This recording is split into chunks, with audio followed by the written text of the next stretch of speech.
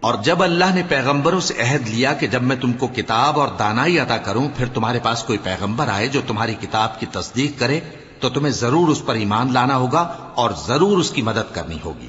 اور عہد لینے کے بعد پوچھا کہ بھلا تم نے اقرار کیا اور اس اقرار پر میرا ذمہ لیا، یعنی مجھے ضامن ٹھہرایا؟ انہوں نے کہا ہاں ہم نے اقرار کیا۔ فرمایا کہ تم اس عہد و پیمان کے گواہ رہو اور میں بھی تمہارے ساتھ گواہ ہوں۔ اب جو لوگ اس کے بعد پھر جائیں تو وہی بد کردار ہیں۔ پھر کیا یہ کافر اللہ کے دین کے سوا کسی اور دین کے طالب ہیں؟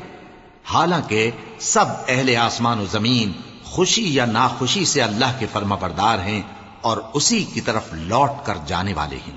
کہو کہ ہم اللہ پر ایمان لائے اور جو کتاب ہم پر نازل ہوئی اور جو صحیفے ابراہیم اور اسماعیل اور اسحاق اور یعقوب اور ان کی اولاد پر اترے اور جو کتابیں موسیٰ اور عیسیٰ اور دوسرے انبیاء کو پروردگار کی طرف سے ملیں سب پر ایمان لائے۔